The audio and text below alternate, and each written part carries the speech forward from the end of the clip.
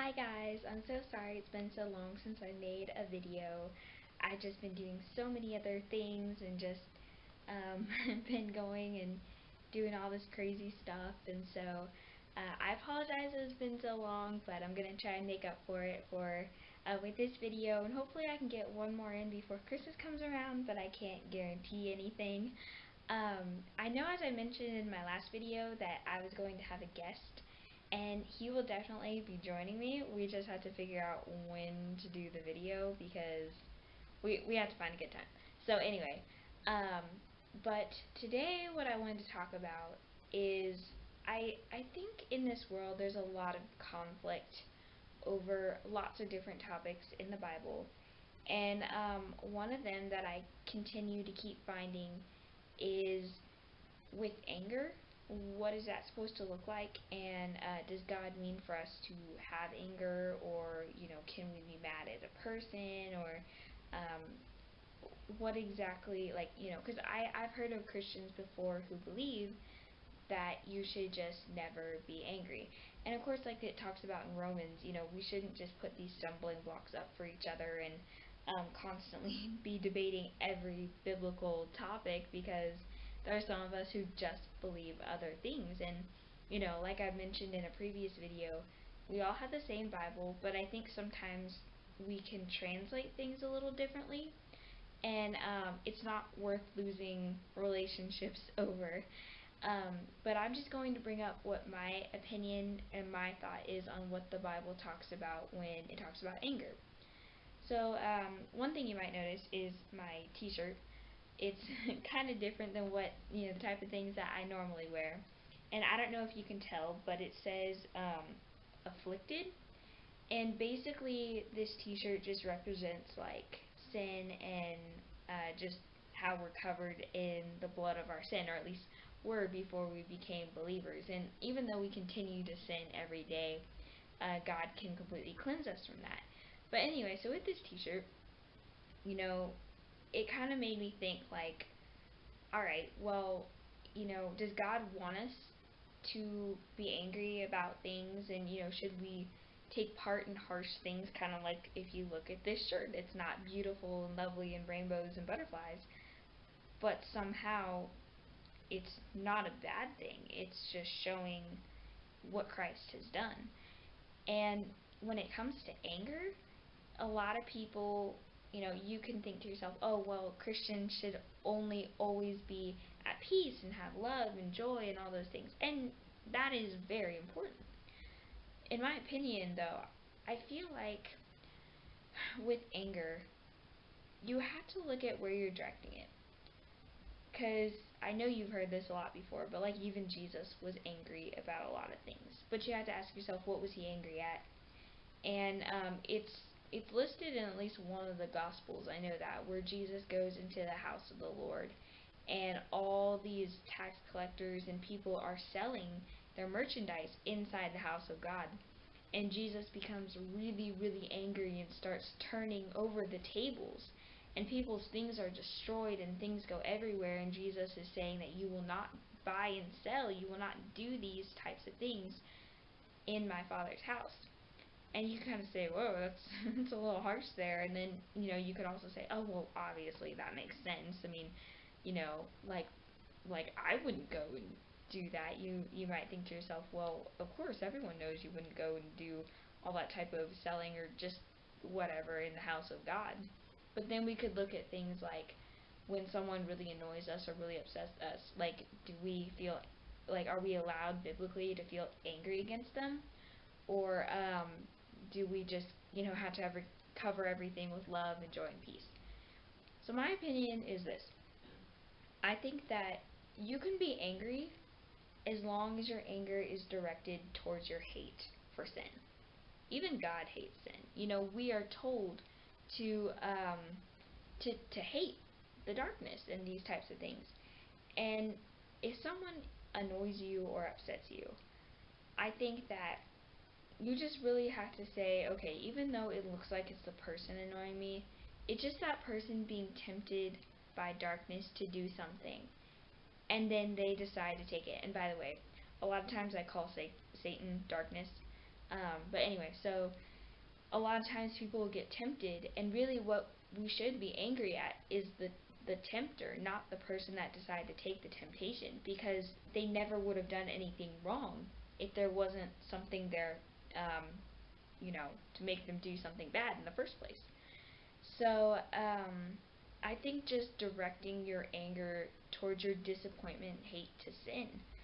And of course, don't do that every moment of the day, because that's just terrible. But I mean, well, I guess it's not terrible, but you'll find yourself just living in a way that is righteous, but at the same time, a life with Christ, you're going to find that there's more joy and love and all those types of things. And, you know, even if you are constantly having righteous anger, you're going to find that whatever you're angry at, you're still going to turn and have love on the person, even though they're the one that's upsetting you. It's a little bit complex, but basically, just when you have a situation where someone or something is really upsetting you, I mean, God gives us no right in the Bible to hate another person.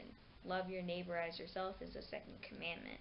And I don't think he means just like on the good days. Like Jesus talks about, even sinners and even terrible people love those who love them. So what is it worth if you're someone who's loved and you don't love the person back that doesn't care about you know what I mean, like. And so it's just really like looking and saying like, okay, as people react to you negatively, you have to ask yourself, what am I angry at right now? And as humans, we are going to direct it first to the person because we are fallen and we live in a fallen world. But Christ can always help us to be put back on the path that we need to be, which is to be angry at the sin that is in this world and just the fallenness of it all. And so I would just encourage you to, when you're in a spiritual battle or something like that and it's just hard to love another person, you don't want to cheer on the thing that you hate. If you continue to be rude back to that person, then you are promoting what it is that you're trying to get rid of. Because if every time that, say you hate the color black, if you go and if someone tosses the color black to you or on you or towards you when they say something mean, and then you decide to toss black back, then it doesn't bring in any white. But if you decide to throw in something that's a different color or the color of white, then you start to break down some of that darkness. So if you hate the darkness, then you got to keep doing things that'll help get rid of it. You can't add more to it by doing something back, because that won't help anyone. So anyway, so just really looking at anger and just saying, God says it's okay to be angry at the sin, but not the people, because we're called to love one another no matter what the other person does, and it's a hard thing to do, and I recognize that for sure. But it's not going to help anybody if we just decide that this one little time, I guess it's okay to hate the person, or, and like I said, it's going to come natural to us to be angry at the person. Don't feel like, oh my goodness, like this shouldn't happen if I'm a Christian, like I should just automatically forgive them and never feel upset. No, it's okay, because you're human. You're going to feel like, ugh, I'm really annoyed or mad at that person. And, but in my opinion, I feel like that there's never a time where God gives us the right to hate a person, but he calls us to love the people. And when you are feeling those emotions, take those out on your hatred for sin and darkness and use that as a fuel to push you to love other people more. Because then you start to use what Satan originally wanted to use for bad and use it for good, because what darkness intended for bad, God intends for good. So that's just a little bit of something for you today. And if I don't make another video until after Christmas, I hope you guys have a great Christmas. And another thing that I really had kind of soak in this year was just that this is God's birthday. So we should celebrate it because it's kind of awesome. So it's like this guy, like creator of the universe, like, oh, it's his birthday, you know, it's kind of a big deal.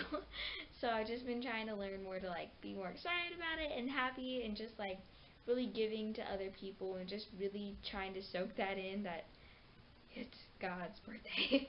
So make it big for him and make it special. And just thank you so much for everything that you guys do. And like I said, I'm looking forward to bringing on my special guest. Hopefully it'll be not too long, but we'll figure it out soon. So anyway, have a wonderful Christmas, and I've been praying for you. And just like I said, leave comments if you have any thoughts, or if you have found anything that I've said to be not in line with the Bible. I would love you to give me, like, you know, anything, any verses, or like anything that doesn't go with what I said, because I love to, like, figure out where I'm wrong to correct those things, because it won't help anyone if we all just decide to be nice to each other and be like, oh, go on believing that lie. So anyway, but have a great Christmas, and thank you so much for watching. And yeah, so there's still a lot of tinkering and stuff that I have to do with making these videos and the sound and the, you know, all those things. So I'll get it worked out. But anyway, so thank you so much, and comment below on what you think, and I hope you have a great week, and God is with you, and He loves you, and I love you, and I miss you guys too. And yeah, just make God's birthday special and love other people like He loves us. So yeah, so it's gonna be awesome, and I love you guys. Okay, thank you so much.